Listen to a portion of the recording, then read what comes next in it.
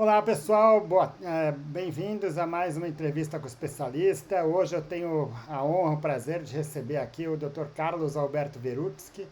Ah, o Dr. Verutsky, ele é médico nutrólogo e coordenador, professor e coordenador da pós-graduação em nutrologia esportiva da ABRAN, da Associação Brasileira de Nutrologia Esportiva. E a ideia desse vídeo seria conversar com o Dr. Carlos a respeito da deficiência de ferro. Então, Carlos, primeiramente, obrigado pela disponibilidade e espero que a gente aproveite aí esse tempo para essa discussão. Obrigado, João, pelo convite. É uma satisfação grande aí falar para os colegas com algumas informações importantes que nós temos sobre esportistas e atletas. Em relação ao ferro, é muito importante nós entendermos que o cenário dos atletas, o cenário do esporte, ele é diferente do cenário do não atleta. Por exemplo, dificilmente nós vamos tratar o atleta quando ele chega a níveis baixos de hemoglobina, por exemplo. Então, o hemograma de um atleta nunca vai chegar a uma condição de anemia, porque quando ele chega numa condição de hemograma de anemia, ele já está muito tempo fora dos treinos. Ótimo. Por fadiga. Então, o que nós fazemos? Nós ficamos atentos ao sintoma eventual de fadiga. Ou seja, o atleta se queixa esporadicamente que tem fadiga em alguns treinos. E aí o que nós fazemos? O hemograma vai estar absolutamente normal, mas a ferritina vai estar baixa.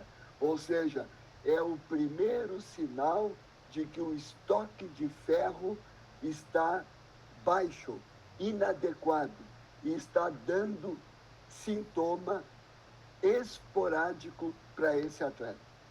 Ótimo. Então vamos lá. O ferro ele é o principal componente da hemoglobina, né, que é responsável pelo transporte de oxigênio no sangue.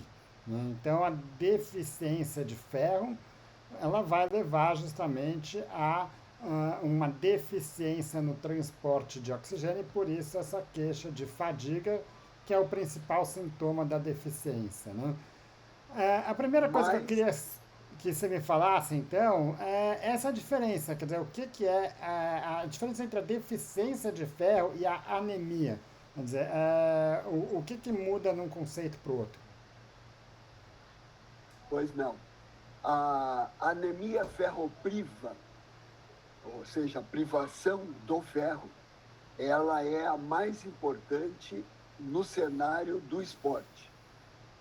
Porque as outras anemias, por deficiência, inclusive do ferro, da vitamina B12, com uma anemia megaloblástica, etc., já vamos ter em não atleta uma prevalência maior. Em atleta, nós temos esta deficiência da reserva de ferro que chama mais atenção nas modalidades de endurance, onde o oxigênio é importante. Então, os atletas de modalidades de força possivelmente vão levar mais tempo para manifestar um sintoma. O endurance, o maratonista, o nadador de fundo, natação de 1.500 metros, estes sim vão sofrer, vão ter o sintoma mais precoce da reserva de ferro. E, vejam bem, a ferritina, quando a gente fala, é uma espécie de corpúsculo que carrega em torno de quase 5.000 átomos de ferro. Quando essa ferritina começa a ser reduzida, é porque realmente a reserva de ferro está baixando e está trazendo consequências para quem faz um gasto de energia muito grande e diário, como é o caso do atleta. Ótimo. Agora, o atleta ele tem diversas condições, às vezes até condições não médicas, que podem estar levando a uma maior fadiga, a uma condição de um cansaço mais precoce. Vamos dizer, mais precoce não é a fadiga para uma população normal, para aquele nível que ele desempenhava previamente, né? E aí, essa que é a questão, quer dizer, a gente pode confiar nesse sintoma da fadiga para a pesquisa de deficiência de ferro, ou é um exame que a gente deve fazer de rotina, mesmo em atletas que estejam assintomáticos? Eu posso dizer de rotina, mesmo em atletas que estejam assintomáticos. Ótimo. Por quê? Por que isso? Essa é a diferença em atleta e não atleta, principalmente atleta de alto rendimento. O atleta, ele suporta a fadiga induzida pelo nível de treino. Ou seja, quando ele começa a se queixar, é sinal que alguma coisa realmente está acontecendo. Ou ele não está conseguindo, por exemplo, repletar as reservas de glicogênio muscular, que é muito comum, está havendo falha na alimentação dele, ou as reservas de ferro via sinal da ferritina estão baixas. Ótimo. Ah, Vamos dizer, para quem não está tão habituado com a nutrologia, muitas vezes o profissional pega aquele relatório de exames laboratoriais e vai ver ali um vermelhinho indicando que tem uma ferritina baixa, né? E que está abaixo dos níveis esperados. Esses valores de referência, que são padronizados para a população em geral, eles estão adequados para o atleta? Ou o atleta precisa de um valor de referência diferenciado?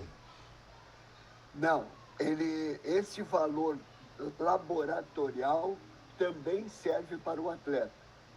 Só que em alguns casos existe recomendação, principalmente quando se fala em suplementar atleta, recomendações acima do que é recomendado para a população em geral. Por exemplo, vitamina D, D25. O atleta que apresenta 30 para a população em geral é normal. Para o atleta de alto rendimento, nós trabalhamos entre 40 e 60 de vitamina D25 laboratorial. Então, aquelas recomendações das DRIs, RDAs, ou seja, recomendações para a população em geral, de cada sal mineral, de cada vitamina, ela não se aplica para o atleta, mas o exame de sangue desses marcadores, sim. Exato. Não sei se deu para entender. Sim, agora especificamente no caso da ferritina, como é que o senhor avalia isso? Quer dizer, quando que a gente vai falar, olha... Aceitamos a referência da população em geral. Tá, não precisa estar acima desses valores de referência. Não. Aceitamos tranquilamente. O atleta que vai começar a fazer uma reposição de ferro é aquele que vai apresentar níveis próximo do mínimo ou abaixo do mínimo da referência da ferritina laboratorial. Ótimo. Quando a gente vai buscar a causa para essas deficiências, basicamente a gente tem que pensar em três aspectos, né? Primeiro, se está tendo um aporte nutricional adequado. O segundo, se está tendo alguma deficiência de absorção. E o terceiro, se está tendo alguma perda excessiva. No caso, a deficiência de ferro é muito mais comum em mulheres, justamente em decorrência das perdas menstruais, né? Certo? Agora, independente disso, vamos dizer, quais são as principais. Aonde está, na maior parte dos atletas, o problema da deficiência de ferro? É na falta, na parte alimentar, é algum problema de saúde que esteja atrapalhando a absorção ou há uma perda excessiva, ou uma combinação disso? A prevalência maior é alimentar.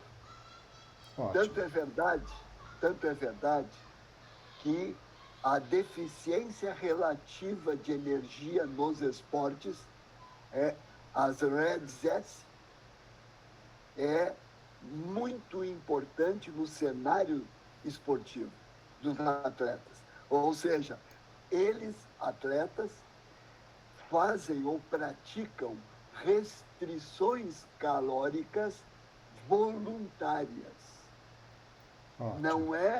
Não é considerado ainda um transtorno alimentar, Ótimo. e é muito mais comum no cenário dos esportes do que na população não atleta. Ótimo. Transtorno alimentar no cenário dos atletas pode chegar a 60%. Anorexia, bulimia. Agora, em não atleta, 3 a 5%. A diferença, a diferença é que pode ser possivelmente mais de natureza psicológica e não atleta ou psiquiátrica, e em atletas tem um alvo, um objetivo, que é a medalha. Ou seja, ele pratica aquele transtorno para um objetivo De rendimento. palpável, que ele sabe o que é. Por exemplo, uma mulher maratonista, ela pratica anorexia porque ela, no imaginário dela, ao invés de correr, ela gostaria de voar, Ótimo. ficar mais leve. Então vamos pensar agora, quer dizer, quais são aqueles atletas em que, sem considerar os exames, quer dizer, que você vai conversando com o atleta, desconfiar de uma deficiência de ferro. A primeira delas, você acabou de se referir, que é o paciente que está querendo perder peso, que está voluntariamente diminuindo o seu aporte energético. Isso. Um outro aspecto, atletas vegetarianos ou veganos, eles têm um risco maior de deficiência de ferro ou a alimentação costuma ser suficiente para oferecer o aporte de ferro que eles precisam? Na dependência da modalidade esportiva, os veganos são aqueles que vão nos preocupar mais. Não é só o ferro. O vegano, na dependência da modalidade esportiva, vai nos preocupar quanto à ingestão calórica, a ingestão proteica, por causa da qualidade da proteína, porque mesmo que eles façam uma combinação de cereais com leguminosas para aumentar a qualidade da proteína, ainda fica longe da composição de aminoácidos essenciais, que são aqueles necessários à ressíntese proteica muscular pós cada treinamento diário. Ótimo. E no caso de atletas de fundo, atletas que, principalmente corredores de fundo, Ah, existe uma condição que é associada aí à deficiência de ferro, por uma que será a hemólise induzida pela atividade, pelo exercício, pelo traumas repetitivos no pé. O que é isso? Isso de fato é uma preocupação? Qual que é de fato a realidade desse problema? Eu posso dizer que principalmente mulheres de endurance, por exemplo, maratonistas femininas que menstruam, possivelmente a gente possa se preocupar com a deficiência de ferro se a ingesta calórica é menor do que a necessidade calórica. Essa sim é um perfil de atleta que nós vamos ter que monitorar por exames de sangue, incluindo a ferritina, incluindo a B12, que é importante também, para que a gente consiga identificar mais precocemente uma deficiência de reserva de ferro. Ótimo. Bom, então fizemos um exame de rotina, paciente talvez assintomático, um atleta assintomático ou que tenha queixas leves aí que possam estar associadas a deficiência de ferro. Ah, e agora, o que a gente pode fazer? Quer dizer, precisa suplementar ou tem outras alternativas antes de chegar na suplementação? A primeira alternativa é corrigir as fontes de ferro da dieta. Sempre começar pela dieta. Como diz o gaúcho, não coloque a carreta na frente dos bois. Ótimo. Certo? Pensar em suplemento sem saber o que o atleta come é um grande erro. Ótimo. Por isso que no nosso ambulatório em nutologia esportiva, o que os alunos fazem, os médicos? Eles trabalham em cima da análise do plano alimentar habitual. Então, eles vão identificar quantitativamente, além da qualidade, o total de calorias, de macronutrientes, de micronutrientes, e aí inclui o ferro, se está adequado. Depois de corrigido, ou seja, readequado esse plano alimentar, se assim mesmo esse atleta não está conseguindo corrigir aquela alteração, por exemplo, da ferritina, então nós vamos partir para a suplementação de ferro. Por exemplo, ferro quelato. Mas podemos chegar, e aí está, com algum problema desabsortivo desse atleta, nós podemos evoluir para um ferro parenteral. E aí não implica nos problemas desabsortivos que esse atleta possa ter. Ótimo. E aí vem a grande diferença. O que é suplemento e o que é medicamento. O ferro é praticamente o mesmo. Por isso que existe suplementação de ferro e um grupo chamado Medical Supplements, em inglês, que é a classificação que o Colégio Americano de Medicina do Esporte, Comitê Olímpico Internacional, coloca estes suplementos, ou seja, a dose vai ser uma dose por prescrição médica, que não vai ser considerado suplemento. Ótimo, mas antes da gente chegar nos suplementos, ainda com a alimentação, identificamos aí uma deficiência eventual nutricional, corrigimos isso.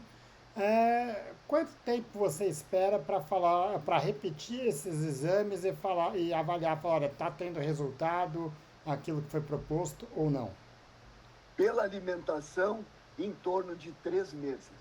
3 meses, tá. Se E é repetiu em isso que 3 meses e continua com a ferritina deficiente, provavelmente a gente suplementação. começa a suplementar. Exatamente.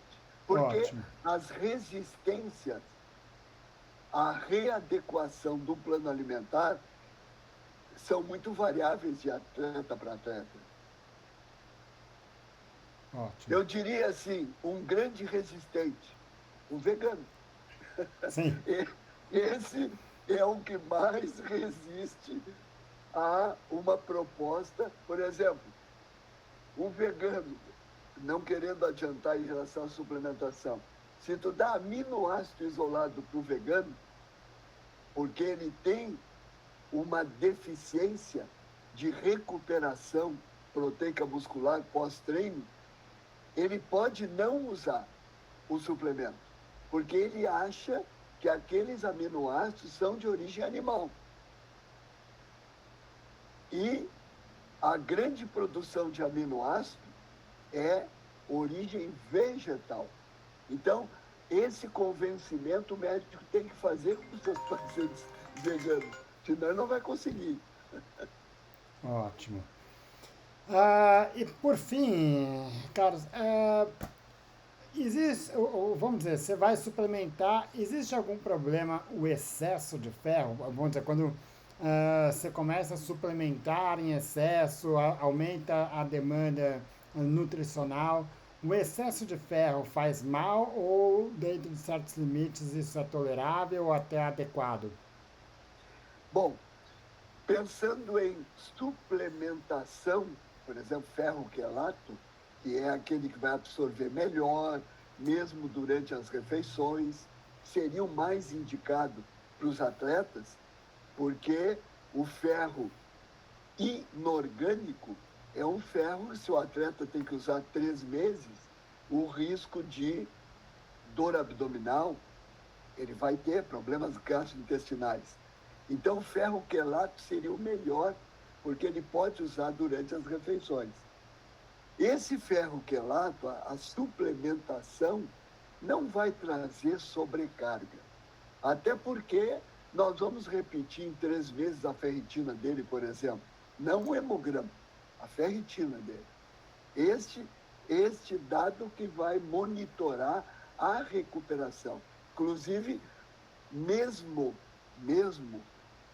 com suplementação ao invés de medicação de ferro, a ferritina é muito sensível para dizer se o tratamento está adequado daquela reposição de ferro.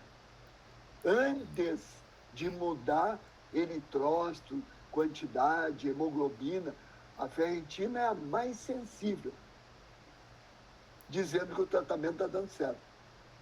Ótimo. Verutsky, acho que era um pouco essa discussão que a gente queria ter, acho que trouxe aí bastante informações, seja para os profissionais que eventualmente tenham menos esse manejo da parte da nutrologia, seja para o atleta que eventualmente esteja acompanhando aqui, que tenha recebido um exame aí com uma deficiência de Claro, ferritina, claro. né?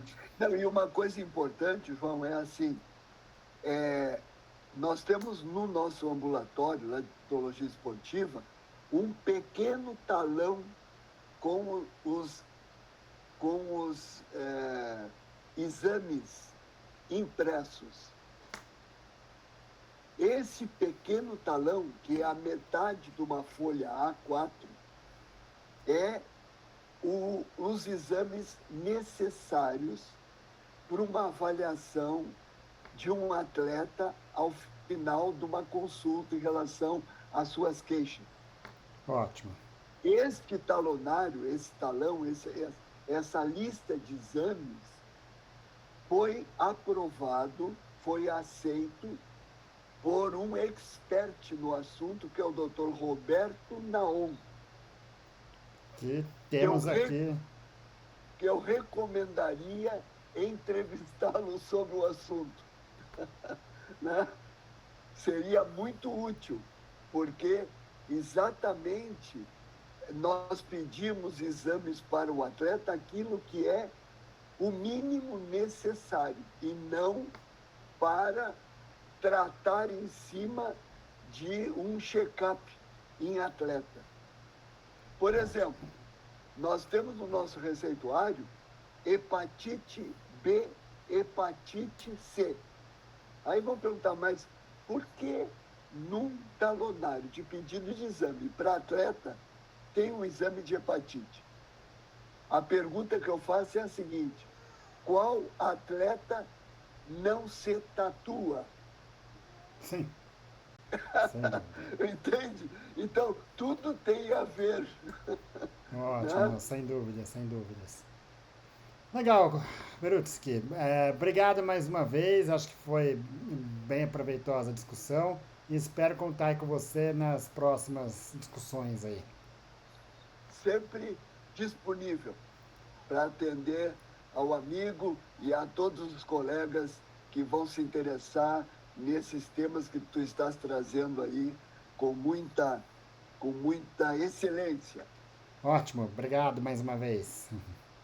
Um grande abraço, João, e um abraço a todos os colegas aí que participam do site, que estão junto conosco. Vamos lá.